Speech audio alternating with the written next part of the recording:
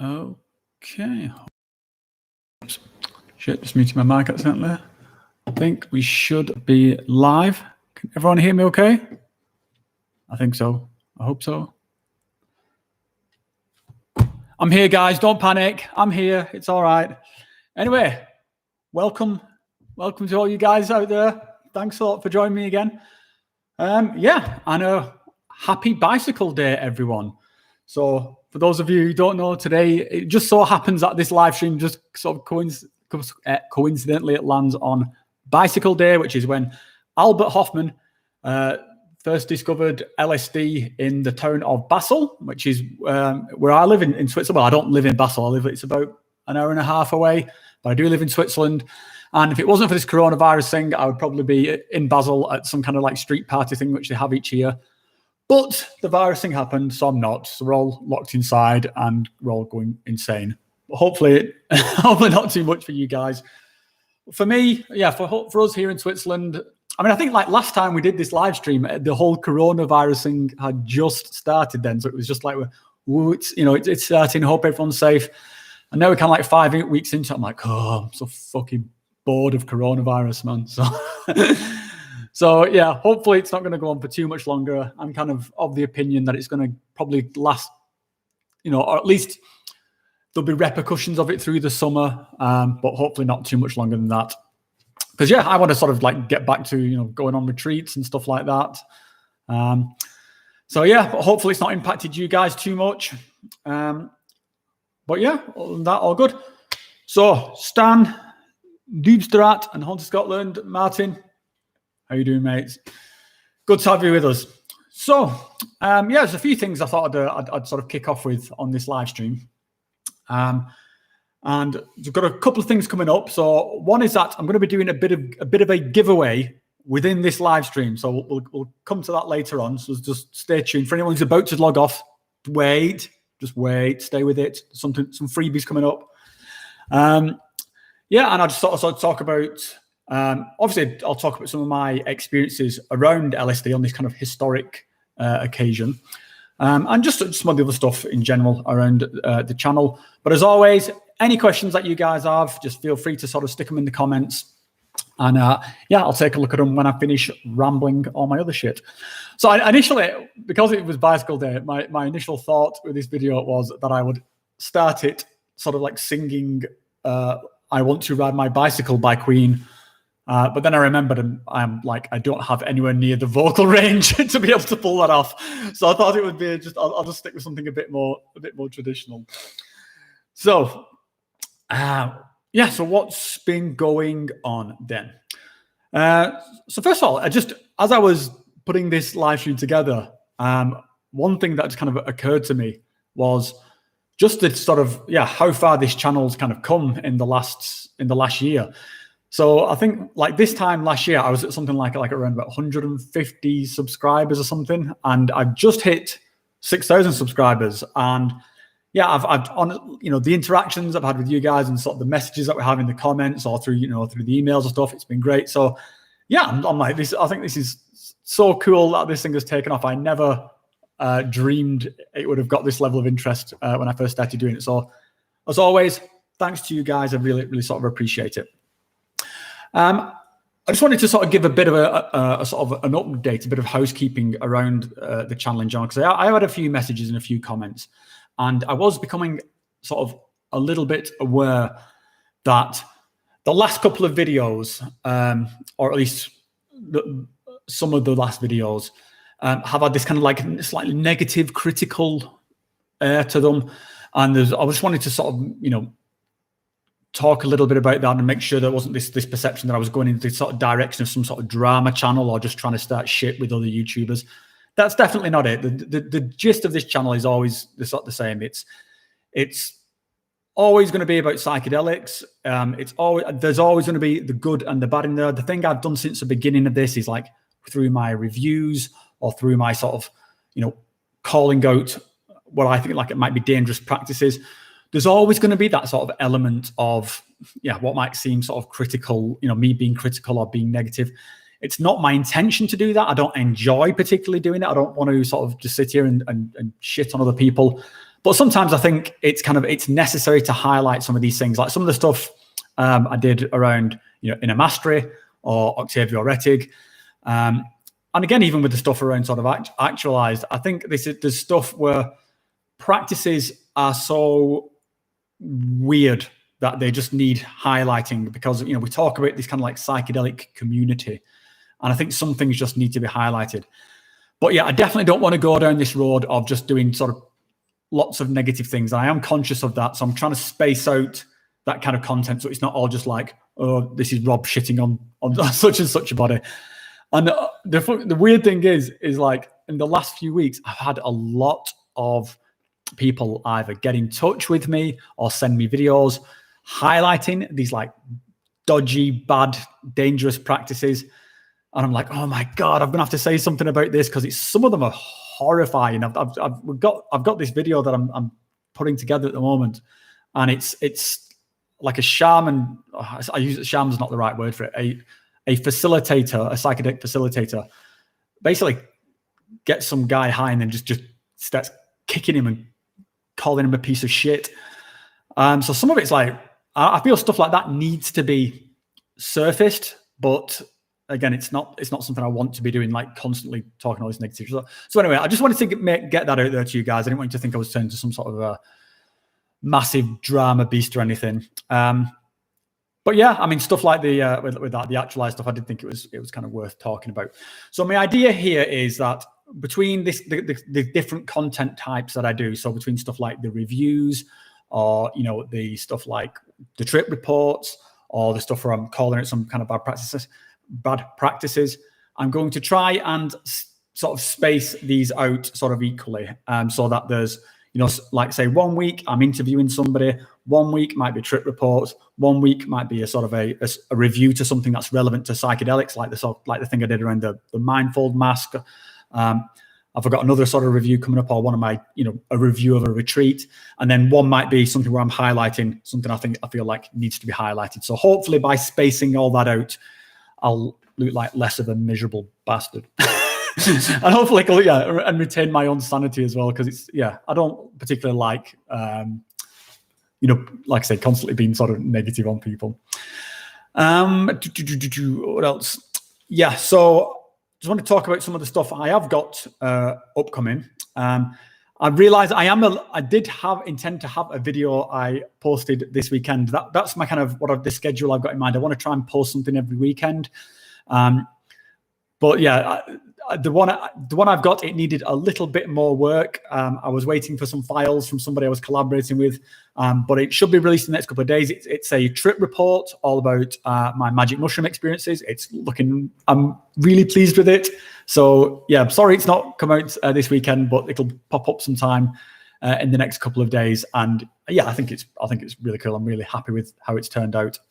And as I mentioned, it's got this kind of collaboration going on with an Instagram artist that I found on Instagram, and just awesome work, and it fitted really well around this kind of mushroom trip report. So yeah, really looking forward to sharing that. And another video I've got coming up in the pipeline is a review. So again, I did this review of this mindfold mask, and it was a bit of a flippant kind of review. I don't know how many of you guys have seen that one, but I just, I got the mask because I was interested in it for the psychedelic things, but I just thought, I can review it and have some fun with it. And I'm going to probably do a few more things like that. And the next one I'm going to do is a review around a meditation app that I use. I use Sam Harris's Waking Up meditation app. And I reached out to the guys at the Sam Harris's team. And yeah, they agreed. They gave me a few subscription codes, which I'm going to be giving away within that review. So stay tuned for that. And that brings me on to the topic of the giveaway I was talking about within this. So I'm going to call it a giveaway as though it's like a competition. But really, guys, I'm hoping you can help me out. So let me tell you a story. What it is when I came back from one of my ayahuasca retreats, one of the things that they recommend that you do in order to like kind of integrate your experiences and like feel grounded is to grow things. So I started growing various plants, and some of the ones that I grew were these. If I put in here, I grew some cacti. So this here is a San Pedro cacti. Also this pot, I paint pots as well. I put like little faces on the pots and stuff like that. And when I got these seeds, I grew like a lot of seeds because I didn't expect them all to turn out. So I've got quite a few seedlings now, which is just like more than I can look after. I went a bit nuts. So I'll bring these guys in. So you can see there's quite a few in there. There's about 11 seedlings in there. They're quite small. These are like 4 centimeters tall. And yeah, it's more than I've got space for, to be honest. And so basically, I'm just going to put it to you guys. If anybody, no, sorry, I need to clarify. These aren't San Pedro cactuses. These are Peruvian torch cactuses, which are a cousin of the San Pedro cactus. They have the same active ingredients within them. These are legal to keep. There's no controls around these in most countries. And yeah, they're perfectly fine to own as long as you don't sort of like start processing them and trying to extract the mescaline out of them. But yeah, I planted a lot of these. I think I planted like 40 seeds and I expected like maybe 5 of them to grow and about 20 of them, 20 grew. So I got more than what I want. So the thing I'm putting out there, if anybody wants a Peruvian torch cactus plant, again, the little things, then all you need to do is email me. And again, I've only got so many of these, so I'm probably going to give like 5 away. But if you want one and you're prepared to look after it, don't just do it just because, just for the crack. You've got to be prepared to look after this thing and nurture it, because these are my babies, okay? These things are I've been looking after these things. They're about a year old now. And yeah, I'll for absolutely nothing, I'll just, if you go to my channel banner, okay? So once this live stream's finished, go to my channel banner in the About section. There's an email address. Send me an email. Say you want a cactus. Obviously, I'll need your address as well. And yeah, like the first 5 of those, or maybe I'll pick them at random. I don't know, but I'll just send to you. I'll cover the postage costs, and because really you're doing me a favor here. I want these to go to a good home. I want somebody to look after them. I'd feel terrible if I just had to kind of throw them away or something. And yeah, so if you want one, yeah, just send me an email and I will send you a Peruvian torch cactus. And it'll just come in a packet. It's not going to come in a pot or anything. It'll just come in like a jiffy bag or something like that. And you need to get a pot for it yourself. But again, they're only small. They're only like 4 centimeters small. Perfectly legal. Nothing illegal going on here. There's nothing. I say that fairly sweepingly. Oh no, I'm sorry. One last thing I've got to add. Because of the postage costs, I'm only going to do this to people in Europe. Sorry, I should have said that at the beginning. So only if you're in Europe, I'm going to send you. I can't afford to be sending, things to Antarctica and stuff like that. So yeah, if anybody wants one, give me a shout. I'll send you a cactus. Okay. What else have we got coming up? So that's the cactus thing for the video coming up thing. Cool. So yeah, I thought then I'll just talk a little bit around LSD, obviously with it being the appropriate day for it. So, whoops. So yeah, LSD was, out of all the psychedelics that I do, LSD is probably the one that I do the least at the moment. And when I say do the least, I've not done it in probably like 5-6 years now. And I did it a lot when I was younger. It was actually the first psychedelic I ever tried. And I used to do it, particularly when I was a teenager. I used to do it like quite a lot. And I've had some super fun experiences with LSD. And for me, that's how I sort of think of it. And it's just because of the experiences I had. I tend to think of LSD as being a bit more recreational than the stuff like, say, around mushrooms or certainly than ayahuasca or DMT. I used to do it very socially, and like sort of with a group of friends. We'd go down to the park and spend like a sunny day, sort of, just like staring at the trees or just listening to some music and stuff like that. And yeah, I've had, like I say, some really great experiences. I didn't realize at the time when I first did LSD just how powerful it could get. I didn't realize that you could have these like really visionary experiences of it. I think that was because when I first started doing it in the 90s, the doses must have been quite small on the tabs.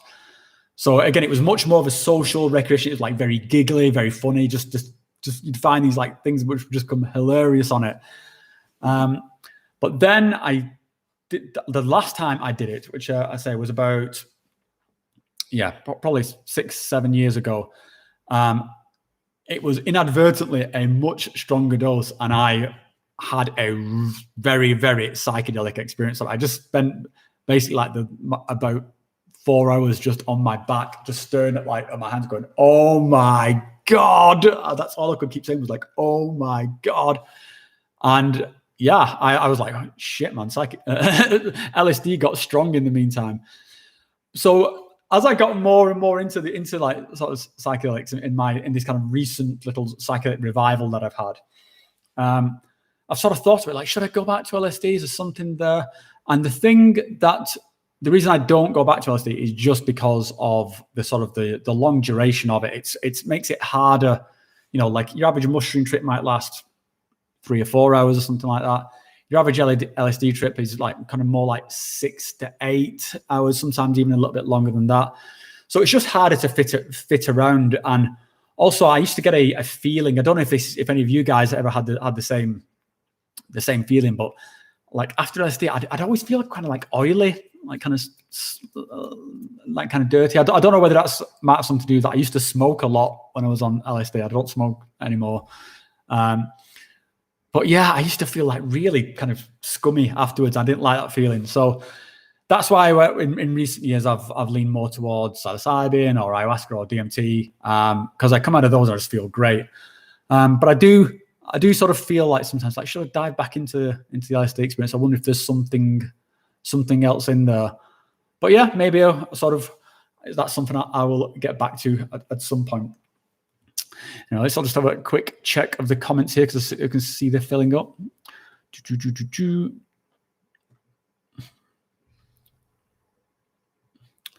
there's a comment here from Edward Zambrano around the Actualize video, and this is something I'm in terms of what I did there with that video. This is something I'll probably end up talking about again, not specifically Actualize, but there's a kind of a weird thing around. People get very upset when you criticize like the gurus or like someone they sort of like really look up to, and it's kind of natural. It's not it's not unexpected. But Edward sort of makes a comment here regarding Terence McKenna, and I think Terence McKenna is a really good example here because I think pretty much everybody in the psychedelic community seems to unanimously love Terence McKenna. But there was a bit where Terence McKenna went completely off the rails and started talking about this. I don't know if you ever heard this thing about time wave zero. He started believing that he could predict the future based on the phrase used was the ingress of novelty into the real world. So he thinks that like by looking at when like World War I happened or World War II happened and when like sort of Chernobyl happened and all these things, he could predict the future. And everyone would kind of agree, yeah, like Terence McKenna is a great dude, but pretty much everyone also agrees. At that point, he was talking complete bollocks. And you have to sort of be able, I think one of the things that we need to be sort of comfortable with is just being able to sort of like separate out the love of our idols from the stuff that they're saying and just say, whoa, dude, hold on. That was shite. And I think this is where, a lot of the Actualized followers, the comment section went nuts with people like, I've been called like a pedophile and all this kind of stuff. I mean, that's inevitable, isn't it? As soon as you start broadcasting yourself on the internet, sooner or later someone's going to call you a pedophile. So there we go. That's that cherry popped. But you've got to be able to like back off and say, yeah, okay, that's weird. So that just got me thinking there when you mentioned Terence McKenna, Edward. From Noobs to Rat, the last 2 critic videos were good, and it's important to talk about things like this. I think so, mate. And I think if we can't talk about this stuff, then it's something's going wrong. I think if everything should be, I'm kind of firmly in the camp of like, get everything on the table, and the good ideas will come out, and the sort of the bad ideas will come out, and then people can decide for themselves which is the good and bad ideas, and we've got to have a way of being able to get to the truth, and sort of to, if we want our lives to be better, or we want to ourselves to have fulfilling lives, then we've got to be able to sort of like be able to steer and navigate somewhere. And yeah, I don't think these kind of, I would say, silly claims about what you can do with the reality, I don't think they're helpful at all. From Haunted Scotland, if the guy from Actualize had said we are all creators or God or metaphors, then fair enough, but he was making it like he had the answers. Yeah, I mean, that's exactly my point, mate. The whole comment of, we are the universe experiencing ourselves. And if you go and watch some of my DMT trip reports, I say, similar stuff like, wow, this is like the universal consciousness. And, it's like we are an instance of the universe to gain this experience of what it's like to be a human being. And sure, I mean, I believe that sort of stuff myself, but that's different to saying, yeah, and I can cure your kid's cancer.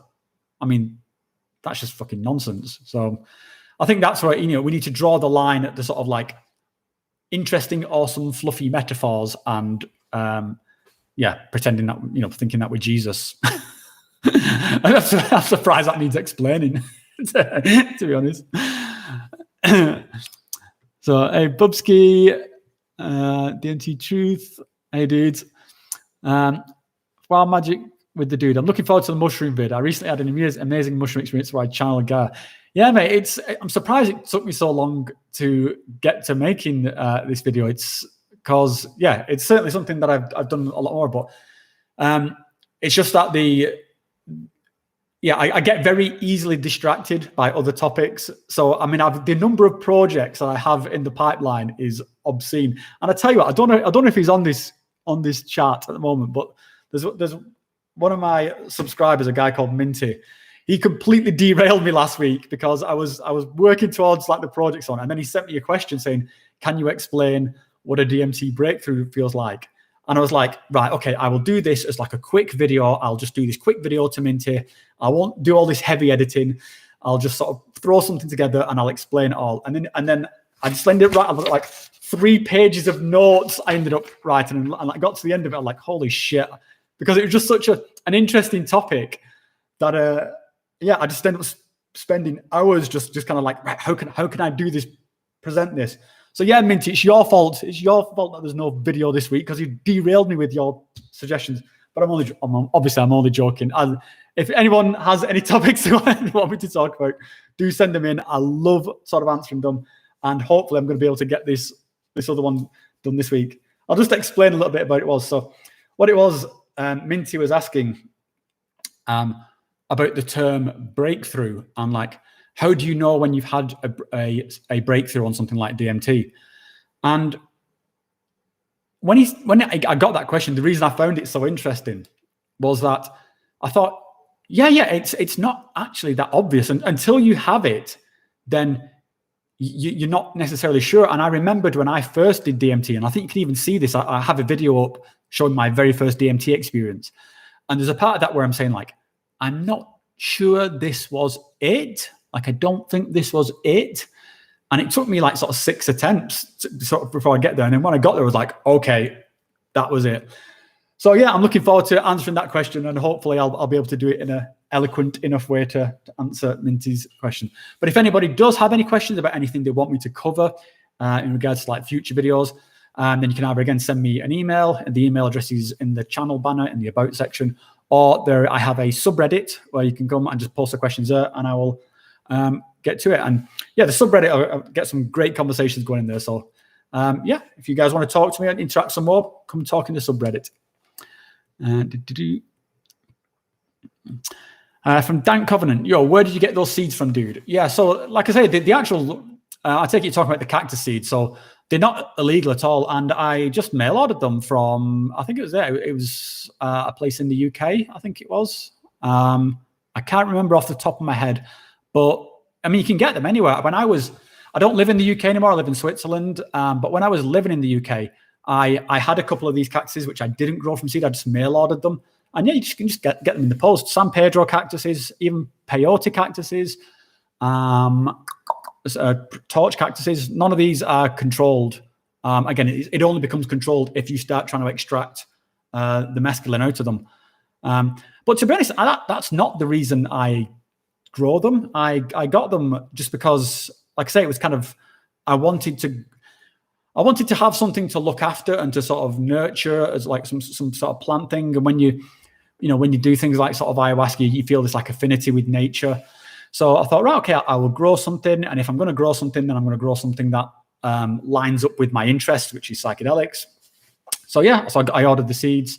I think if you just Google it, mate, then you shouldn't have any problems finding them. But yeah, San Pedro peyotes, yeah, they're just easy to order online. I have got some peyotes back there actually, and I've been growing them for years, and they are tiny. They take so long to grow. I've had them for like about 3 years, and they're like about the size of like an M&M or something. So I have some chacruna plants to give away if anyone. Oh, that's awesome, that Noobster. I also had a chacruna plant and it didn't survive. I think the climate that I'm in Switzerland it's because we're kind of close to the mountains here, so it can get quite dry, and it lasted a while, my chacruna, but it could see it just wasn't happy at all. And I had a friend who, I don't know if his survived. He also tried growing an ayahuasca vine. And obviously the ayahuasca vines are like from deep in the rainforest. They need like super humid conditions.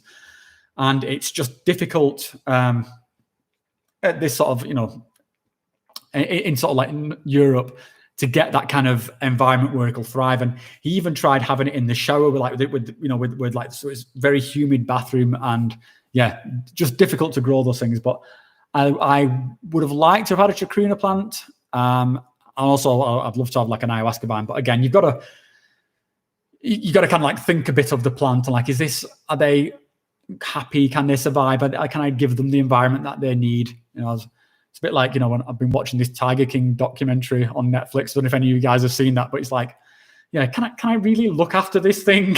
It's like, but yeah, if I was in an environment that could, I would love to have a chacruna plant, mate. And that's very generous of you to give it away. Let's have a look. Oops. Martin Draper, Mindfold. Yeah, mate, like I said, I just had a bit of fun with that thing. It was a funny talk because it's on the one hand it's serious because I want to. I'm interested in that sort of experience of, doing it in the dark and sort of having this complete sensory shut off. But I just thought the name was so funny. I just had to make a bit of fun with it. From DMT Truth, is San Pedro easy to grow? Yes, mate, very. Like I said, I planted. I've been giving these things away left, right, and center. I've been giving them to my friends when I go on retreats. Like when I went to my last retreat in Valencia, I took like 10 with me then. I was just giving away. I had more of these things than I can possibly look after. So this one here, this one is a San Pedro because it's a very nice color. And this one is, I think this is just over a year old, maybe 2 years old. But yeah, they absolutely thrive. Just give you hardly have to do anything, to be honest. I stick them in sunlight in the winter. Sorry, in the summer they go outside in the sun. In the winter I just bring them in to sort of so they don't get like kind of ice on them and stuff. But yeah, really easy to grow, mate. Definitely recommend it if you are looking to start growing any kind of psychedelic plants. Mate, stands on there. LSD versus DMT. Different tools, mate. Personal preference, I would lean towards DMT just for the reason that I sort of talked about earlier. LSD is like a much bigger time commitment, and it depends what you're after. I think, like, say if I was going to go and like spend some time with my friends, I was going to go camping, and we're going to go camping by the side of the lake, and we're going to watch the sunset, and we want to, we're going to have like a shared psychedelic experience, then LSD would be better, I think, in that sort of scenario. It's like social. It's kind of, you're not as, depending on the dosage, you're not as like far detached from reality, and you can just have just like an awesome, very insightful, very beautiful time on it. DMT is just always this uber roller coaster. If we're talking about like smoke DMT, and I mean, if we're talking about something like ayahuasca or that it sort of consumed DMT, then that's just a very sort of intense, introverted experience.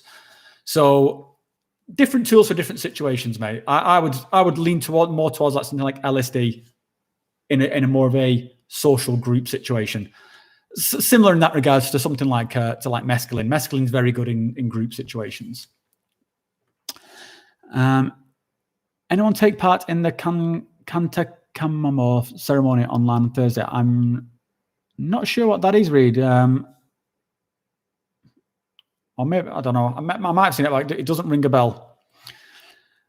Joe from Australia. Hi, mate. I hope you're doing well. So 40 Rules of Love. Hi, I suggest you to watch the last video of Leo Guru. As of today, this guy is out of control. Okay, so I'm going to be completely honest. I have watched some of it. I watched like the first 20 minutes, and I mean, it's the same old shtick. I think the one thing you can say about Leo is that he's consistently contradictory. He says one thing and then he'll just say something else. Now, I don't hate the guy. I enjoyed some of his content, and I think he's done some sort of stuff that's positive. But he's just so far up his own arse at the moment that I don't think he's making a lot of sense. So, but yeah, I don't necessarily want to. I saw it popped up on my feed. I guess just because I'd been watching some of his stuff as research, so it popped up. I had a quick watch, and yeah, some of the stuff he said. I mean, I think he talked about like having some sort of profound experience with his porn collection on 5-MeO-DMT. I mean, sure, okay, dude. Have you even had Satori, bro? Which is the best line ever. I mean, out of this entire Leo thing, that is the best thing that came out of it. And I still haven't had Satori.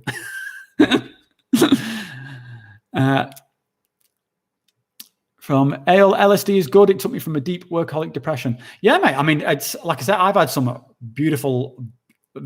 For me, I think the thing I got most from LSD was like some really bonding experiences. It was one of the first things that I took.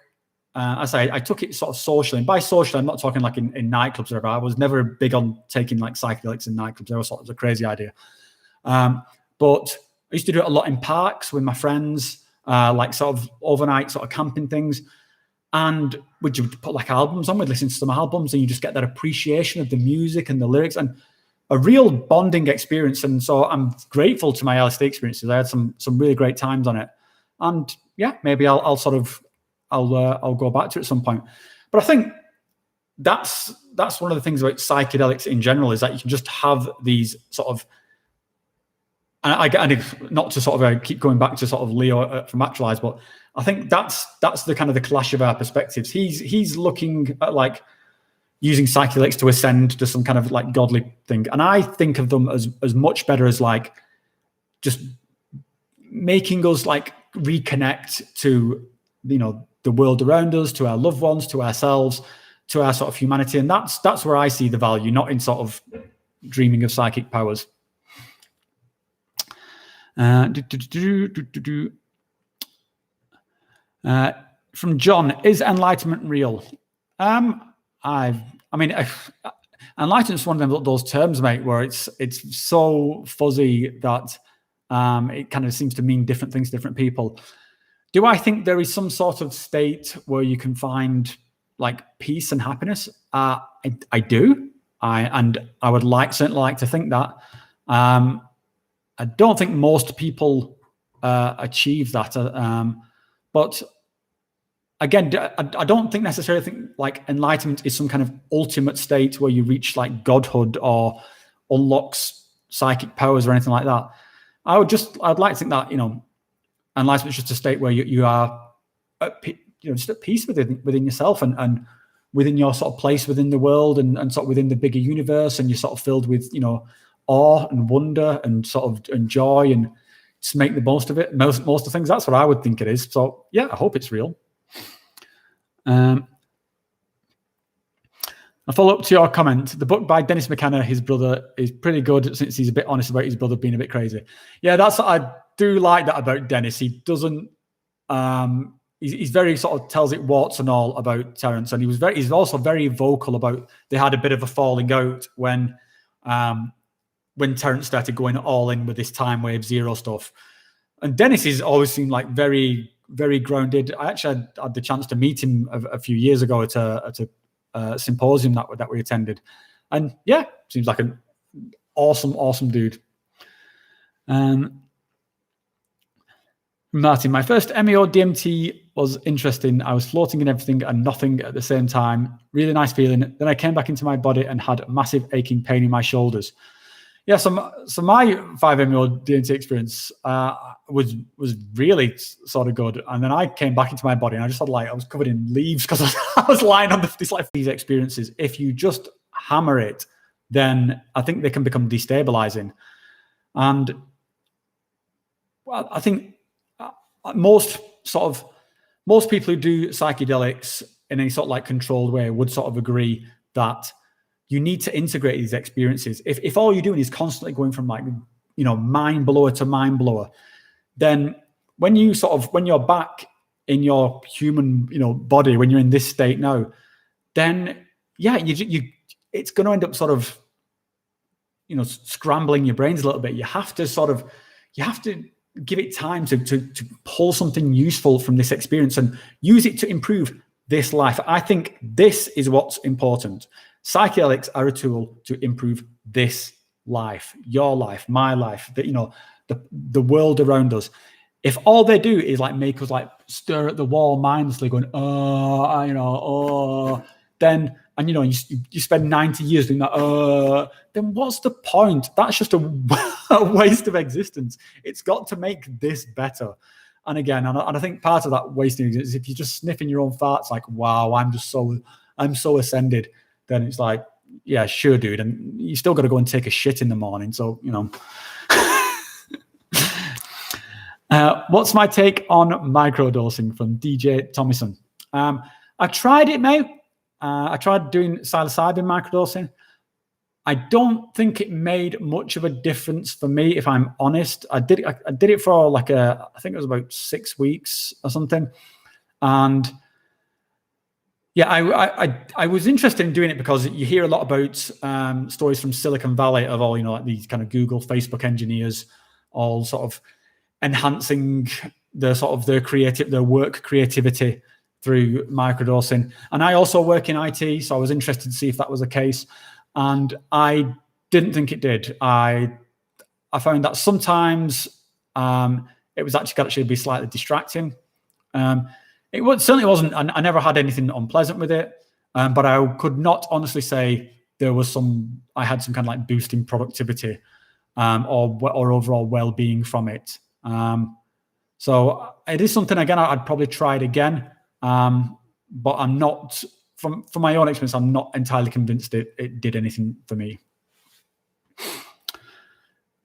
Oh, here we go. Here's Minty. Can't wait for the breakthrough video. Yeah, mate, I'm looking forward to put it together for you, mate. Like I said, you completely derailed me because I saw the thing, I saw the question on Reddit, describe a breakthrough. And like I said, I was just going to do it that night. I was going to throw it together that night and just say, okay, mate, here you go. Here's the explanation. And I really went down the rabbit hole and I really enjoyed writing it. Like I said, there's pages of the stuff here. I brought this just so I could show you, mate, just so I could show you that I'd not forgotten your request and I really am working on it. See, hold on. See if you can see it. Oh, it's going to come back. But it says up there, DMT breakthrough. Anyway, you can't see too much, but you'll have to wait for the video. Can you explain the different stages of a DMT trip from Gaga Blag Blag? Awesome name. Yeah, I think there's 3. Let me see. Is it 3 main phases? And I don't want to say too much. I'm going to end up repeating my script for this video. But the first one is the going into it. And I've talked about this before. It seems like this kind of assembly of cosmic Lego around you. You've got the real world, and then it starts this, you get this kind of phasing effect, and these chunks of an alternate reality start appearing. And that's usually where this sort of, the anxiety can sort of ramp up, because you're like, what the fuck? And that all happens. And then you reach this kind of crescendo moment where you hit this kind of breakthrough. And this is what Terence McKenna referred to as a chrysanthemum, where it reaches this point where it's like, this can't build up anymore. And then and then you're in it. And then you have the main sort of visionary experience. And that in itself can vary sort of massively from experience to experience. And then the third stage, which I think is one of the sort of underappreciated stages, is that you come back. And that's one of the ways that you know that you've had a breakthrough, because these breakthroughs can seem like they've lasted for years, or, like almost infinite time. You could have lived alternate lives within them.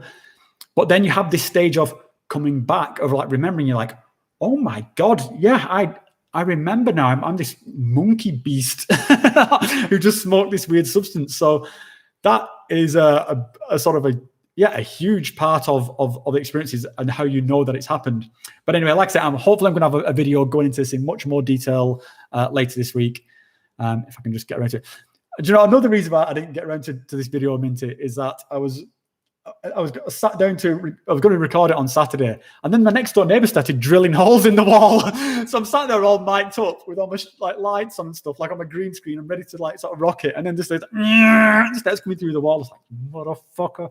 So anyway, excuses. From Veggie Metal, Rob, I love your content. It gets me through the day. Thanks so much. Our number one fan, Wesley from Canada, and a donation. Well, Wesley, that's really good of you, mate. I think I'll use this opportunity actually to talk a little bit about, when people do donate to the channel. I've had a few donations, and I'm super grateful, Wesley. So thanks for that. So yeah, what do I sort of do with the money? I mean, the main thing is that I am using it for studio equipment at the moment. I'm putting it towards my kind of my costs. So hopefully you guys have noticed, especially those who've been watching for like the last year, there has been a kind of a technical progression. Some of my early stuff was like sort of done on kind of like just recorded on my phone basically. And the stuff I use now, I've got like a proper camera, and I'm using a green screen. I've got these lights and stuff. And I absolutely realize that, for a lot of people, that's not important. It's not important that I use all this fancy stuff, but that's what makes it kind of fun for me to be able to sort of represent the things I'm trying to talk about, I'm trying to describe, to be able to sort of show them in this way, like with this sort of, do stuff with this sort of the green screen and have like these trippy patterns and stuff. So that's was one of the things I put sort of donations towards. And the other is that I use it to pay for the content that I use. Now, what I do with you might have seen like some of these like trippy backdrops that I have. When that's obviously been created by another artist, and when I use something like that, I want them to be fairly compensated for it. Now, some of them I reach out to and say, can I use this? And they just let me use it for free. And that's the case with the person who's providing a lot of the visuals for this mushroom video. So she's called Kimora Jones. What I'll do, I'll probably put a link to her Instagram in this live stream afterwards. But her artwork is just amazing. And there was another guy who provided some of the CGI sort of trippy elements, a guy called Hypnagogist. And so he provides, he sells like these video clips. And so I bought those video clips from him. Like it was like $35 for this like set of trippy video clips. And I think that's a good thing. I think that's the way I would like to see this.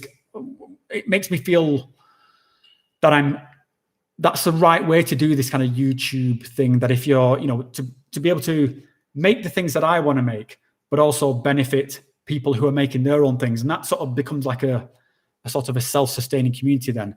So that's the kind of things I use for the donations. Obviously I do then buy things like sort of like mindfolds and stuff like that. But yeah, everything that gets donated goes into the channel in some shape or form. So again, I'm super grateful for everyone who does that. But and as I absolutely love making this content, and it's my hobby anyway. So I'll do it as best I can. But it does sort of help. I mean, because some of the stuff, I recently had to buy a couple of new microphones, which is like a pain in the ass when you have to buy new stuff because all the stuff breaks. So yeah, long story short, thanks for the donations, really appreciate it, and thanks a lot, Wesley. From Noobstrat, the trichinas have to stay inside of a box because of humidity. Yeah, so that's what I found out later on, mate. So we tried making like a mini greenhouse for it to sort of keep the humidity in, but I think by the time I got there, it was a bit too late. From Joe Crow, did I ever see the future in a trip? No, mate. I'm kind of the opinion that I'm of the opinion that psychedelic experiences are an internal, personal experience. And when you have one of these experiences, you should always look for the meaning rather than interpreting it as something literal. So if you have something that you think is the future, if you see some event that's the future, the way I would look at it is like, well, what is that saying about me? Is this what I want? Is this telling me, is this showing me like my desires of what I want for the future? I don't see it as a literal vision of the future. And I think I covered this I've got a video called Interpreting DMT Visions, which I think is actually quite a good one. And again, it actually contains a lot of this CGI art that I just talked about. So yeah, go and check that one out. And I think it talks a bit more about how I interpret visions. Have I tried microdosing mescaline? From Emily. No, I've not tried microdosing it. I've done mescaline a few times, both just on its own as like an extract and also like as San Pedro. And no, I've never tried microdosing it. It never crossed my mind to try that actually. I don't know, maybe I'll look into that. Yeah, I'll have a think about that, Emily. From Lucy J99. Hey, I'm contemplating psilocybin retreat in Amsterdam, Psych Society. Did cannabis as a teen, LSD once, now 40 with stuff to process. Could just one psychedelic experience be enough to help? It depends what your starting point is, Lucy. So, I mean, I would say the short answer is kind of yes, because I think psychedelics, especially the first time you experience it, you can really have these like, wow, holy shit moments. And just like they can really sort of reinvigorate your joy for life, reinvigorate your sort of appreciation for the people around you, sort of make you think, wow, just this planet is just awesome. My place in the universe it's humbling, but yet it's awesome and it's great. And that, thank you for the people around me. It can really give you a kick up the arse if you're feeling like you're stuck in a rut, even for something as mundane as like, well, I'm glad I have a job that I can, create this life around me, or I'm glad to, yeah, I have gratitude for myself that I got here. So yeah, I think one can be enough, but again, it depends on where you're coming from. If you're coming from some sort of position of where you've got, like, say, very severe PTSD or something like that, then I would recommend more than one. I would really recommend one of these long-term like ayahuasca retreats to try and heal from that kind of experience. I don't think one thing would, necessarily get you over some sort of very deep trauma. It might give you a good starting point. It might give you a boost, but I don't think you're going to fully heal. So it depends on fully what your requirements are, where you're coming from with it. Night of the White Light. My first DMT trip, get my words out. My first DMT trip, I met a jester. Sinister looking, but he got me out of my constant contemplation of suicide. I still look back fondly on this jester and thank him so much. Life is a game. Now that really rings a bell with me, mate, because one of the things and I get this a lot more on my DMT stuff, and I think I talk about this again in my video called Interpreting DMT Visions. And I find it very playful and mischievous. When I get there, when I get into this, and I get through the breakthrough, and I get into this kind of like psychedelic world of what the fuck, then it's very, like I said, the only word I can think of is like playful, gestury, mischief, but certainly not malicious. And it's like a kind of like a psychedelic theme park almost. And the jester imagery sort of like pops up quite a lot. But yeah, I always feel like it's a very kind of friendly jester, very benign jester. And yeah, it's just sort of very much remind you and make you humble that, yeah, don't take yourself too seriously. I think that's one of the messages I always get from those kind of things. From Mattis, can you use psychedelics even with severe depersonalization and slight mood swings? I would avoid answering that one for you, mate, because it's a tricky one to sort of recommend. I mean, I'm not any sort of like medical expert, so I don't even know how you would classify severe depersonalization. Just purely off the top of my head, I would say that if you are worried about, like sort of being destabilized or having sort of depersonalization, I wouldn't roll those dice. I would stay away from it. You know, if there's somebody I knew who had a risks of like schizophrenia or something like that, or any sort of severe,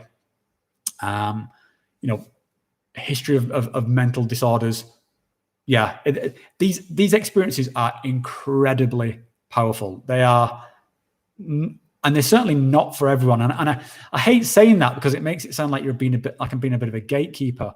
But there's just some things that aren't for some people. And the classic one for me is cannabis.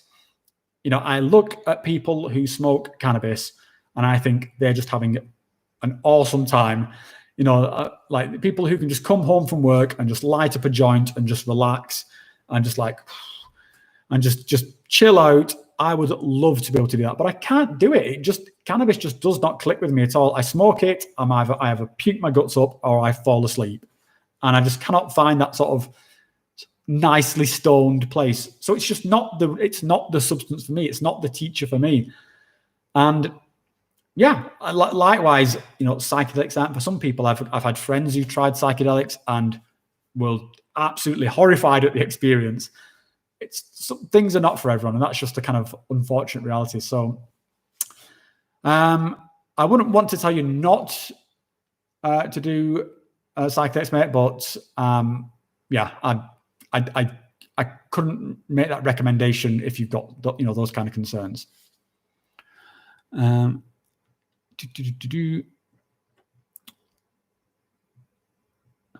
Apparently, LSD microdosing is normal practice in Silicon Valley. This is from Hanafi Din. Yeah, even big names like Steve Jobs, Bill Gates have taken LSD. Yeah, Steve Jobs was very open about his use of LSD and how it sort of stimulated his creativity when he was setting up Apple. And I've heard a lot of stuff from Silicon Valley people doing that. As I mentioned, I've not had that experience myself, although when I was microdosing, I was with psilocybin. So maybe LSD would be slightly better. But like I say, it's probably something I'll try again at some point. But I didn't see the immediate benefit. From Veggie Metal, thoughts on LSD versus psilocybin? Is psilocybin more healing? In my experience, yes, I would say psilocybin is more of a healing experience than LSD. Wouldn't want to say that as something definitive. And as I mentioned, a lot of my LSD experiences were when I was younger, and they seem like they're on quite low doses. Certainly, there's all this stuff happening at the moment, all this research around psychedelics, where they're doing it using LSD in sort of controlled environments, and people are having very sort of positive experiences from it. So I can only go from my own experiences, and for me, I would say psilocybin is more healing. And again, it's a short enough duration as well. It's not this big time commitment, so you can do psilocybin like three or 4 hours. And for me, it's always been more healing, but maybe that's something more to do with me and the time, the place I was at in my life at that point. So yeah, I think LSD has got a lot of potential. I'll put it that way. Hey man, you probably don't remember, I commented on your ayahuasca ceremony maybe 6 months or so ago. I said I was about to have Ibogaine session. I saw the extreme worldwide shutdown. No way. So you had a visions of the kind of the shutdown situation that we're in. So that's pretty wild. Okay, I had extreme vivid visions of the worldwide shutdown. Okay, I mean, again, I've not done Ibogaine, and I've no sort of plans to at the moment. But yeah, that's pretty wild, mate. From Wild Magic with the Dude, I found that low dose mushroom helps with creative writing post trip. Yeah, man. I find that just people. For some people, micro dosing seems to be good with creativity. I think for me, the macro dosing is good for creativity, because I come back from one of my experiences, whether it's something if I'm doing something here in my home, or whether I've been on retreat, I always come back sort of like pumped. And again, that was one of the reasons why I started this channel. I came back, I was like, oh my God, I want to start sharing stuff. So yeah, I think whatever works for people works. And whether if it's micro or macro, as long as you're getting something positive from it and some sort of positive benefit, yeah, whatever's good, mate. From Emily, I find it a bit uncomfortable before the breakthrough. I can't quite leave the body. Feels like I'm dying. Yeah, I mean, I certainly have a lot of anxiety before the breakthrough. I mean, the anxiety I have, Emily, before I smoke DMT is bonkers. It's like the number of times I have like thoughts, okay, I'm gonna do DMT, and then I've just completely backed out of it just because my anxiety got the better of me. Yeah, I've done that a lot of times. But then when I do it, once I get through that anxiety, and if I find my courage and get through it, then as soon as I hit the kind of like the jester world, like we were talking about earlier, then it just drops away. And I'm like thinking, what the fuck? Why was I so scared? Like, what was the big deal here? Like, I love this. This is just endless amounts of awesome.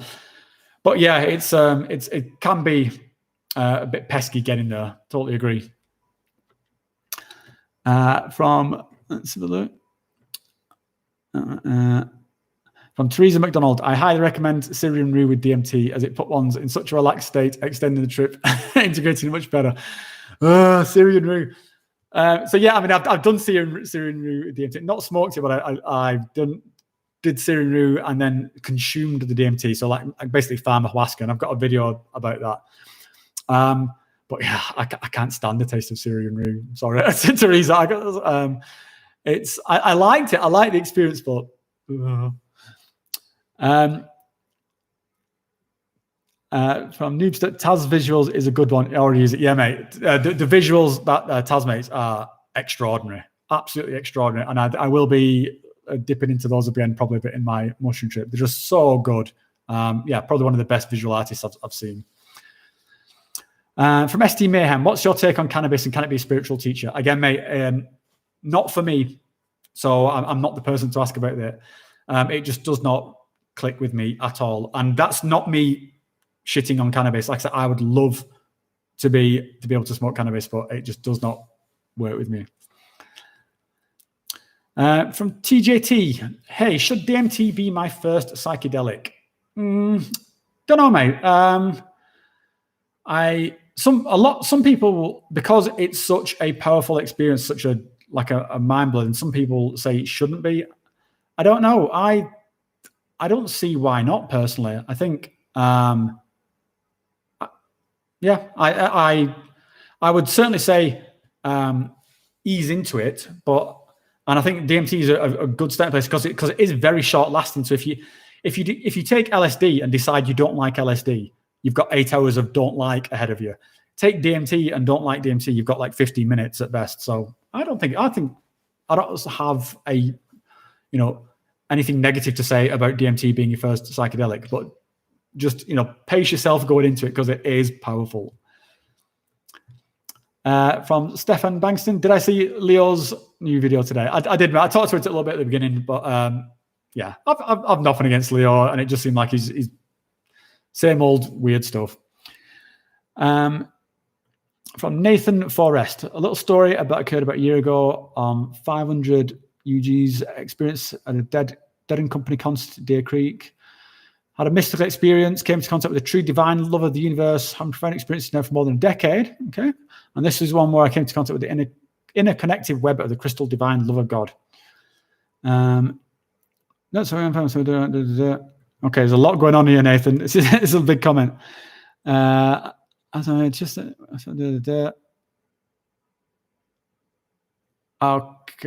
I'll tell you what, Nathan. I think I'll read this one afterwards, mate, because there's a lot going on here. Hanafi Din, when you're going to level up and have a more solid spiritual experiences like out-of-body experiences, astral projection, which show you greater truth and consciousness control of exploring higher dimensions. I don't know, mate. I mean, I don't know whether you wrote this seriously, but if that's not the sort of the gist of what I think is possible, I'm not a huge believer in stuff like astral projection or out of body experiences. Again, I believe that psychedelics are a tool for being here, being grounded, appreciating this.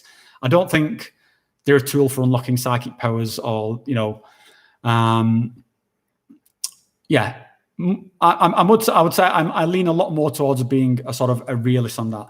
Now, that's not to say that I don't have sort of, thoughts around sort of like bigger, fluffier concepts. I absolutely do. But yeah, man, if you're watching this channel thinking that someday I'm going to talk about astral projection and out of body experiences, I don't want to disappoint you, mate. I'm absolutely not. That's not where I'm going.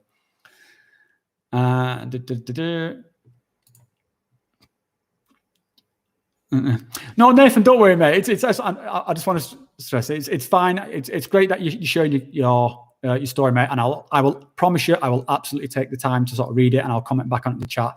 It was a lot to sort of process that. I didn't want to sort of make a big piece of silence while everyone's watching. So I'll read it and I'll post some thoughts on it in the channel, mate. But thank you so much for sharing your experience. From DJ Thomason, any takes on lucid dreaming? So, yeah, my take on it is that, well, first of all, I do believe that's a thing. My take on it is that I'm terrible at it. I've got my wife and one of my friends, in fact, the person I work with on the chrysanthoscopes, they're big into lucid dreaming. And yeah, I wish I could remember to do some of these things, like to sort of wake up and have a bit more control of it. But yeah, for me, when I'm asleep, I'm just like a log. I sort of enjoy dreams as like the kind of, as them being like sort of a narrative which plays out, rather than sort of me being in control of it. I enjoy the sort of it's like being told a story, and I like that. So I've never felt like I was missing out, particularly with lucid dreaming. But yeah, I must admit that the possibility does intrigue me. But I've never had a lucid dreaming experience, I don't think. Okay, so I think I'll make this. Just done an hour's now. So I'll just answer the last two questions, I think. From Seth Wiggs, spiritually, do you think we're all connected as one? Depends what you mean, mate. Again, these concepts are very grandiose. So let me put it kind of like this way. The universe is definitely one thing, and we are definitely part of the universe. And my experiences on psychedelics make me think that there is something beyond this existence in terms of consciousness. What that is, I have no idea. Whether that's true, no idea. But that's what I feel from my experiences. When you have these experiences, you do get this feeling of like being connected and being all one. And I think that is an incredibly positive experience. And I think we should nurture that. I think, that's what I love about these experiences. So without sort of going into like sort of too much depth in it, I guess you could say, yes, I think we are all one. However, I think that right now, we are all in this instance of a human being. And I think that if we are the universe experiencing itself, then the job I was put here to do is to have the experience of a human being. And that's what I'm going to do. I'm going to get the most out of this experience. I'm not going to sit there just, stirring off and not being a human. I'm going to have chick kids. I'm going to sort of, be with my wife. I'm going to sort of, explore my passions and hobbies like through this. I'm going to have experiences. I want to do everything to make this life as rich as possible. And I don't think, and I think that is grounded in this reality. Now, what happens afterwards, fuck knows. And I hope it's something amazingly awesome. And I kind of do believe that it is. So yeah, I hope, and that's kind of long-winded way of like, I kind of do believe this kind of, we are all one, we are the universe experiencing itself, we are all, you could say we are all God or whatever. It depends how you define these terms. But yeah, I believe that this is kind of important. This life that we have, I think it's precious, and I think we shouldn't waste it. And one last question I think I'll do. Do you extract your own DMT or prefer darknet? Darknet, mate. I always do darknet. I don't do on extractions. It's something that I've thought about doing, but yeah, I just never not got around to it. I think if I ever had problems with the darknet, I'd probably have a go at an extraction, but yeah, not so far. Okay, can I just cram one more in? Let's have a look. Let's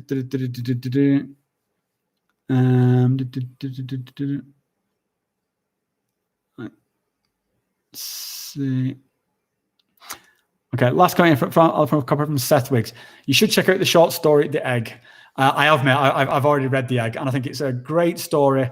And I would say that pretty much encapsulates sort of where I'm coming from. I mean, for anyone who doesn't know what we're talking about, just look up. I think it's available online for free. There's a short story. It's by the same guy who wrote the movie and the book, The Martian, that Matt Damon film. But yeah, before he did that, he wrote this story called The Egg, and it's about somebody who, very short story, you can read it in like 30 minutes. It's about someone who died and then sort of meets God, who is also themselves, and then they'd find out that they're sort of basically everyone. You know, that we are all one. We are all the sort of the universe experiencing itself. And yeah, I think the thing within that story, I think encapsulates the kind of stuff I was just talking about, in that, yes, we are, even if we are all one and we are all God and we are all the universe itself, our individual instances are important. They're important lessons, they're important experiences, and we should make the best of that. And I think that is a good place to wrap this one up. So once again, I want to say super thank you to everyone. I really enjoy these live streaming things. I'm sorry if I didn't get to anyone's question. Nathan, I will come back and leave you some comments, mate. But yeah, guys, it's been awesome. I hope you're all staying safe. Don't forget what I mentioned about these little cactuses. They need homes. Give me a home. Please look after me. So yeah, if you want one, guys, just send in the... Oops, I keep knocking the desk. Go to the channel banner. In the About section, there's an email address. Send me an email. Tell me you want a cactus. I'll send out like 5 of them to whoever wants one. Well, 1 each. Don't be greedy. And yeah, completely for free. I'll cover the postage costs. All I want is for you to give my little cactus babies a good home. So on that note, thanks a lot, guys. Love talking to you. Stay tuned. Some new videos dropping this week, and I hope you enjoy them as much as I enjoy putting them together. And yeah, if you want any other questions in the meantime, you can catch me on Reddit, or you can send me an email, or you can join the live stream again next month, and we'll talk to you then. Okay, you're awesome, guys. Thank you so much, and I'll see you soon.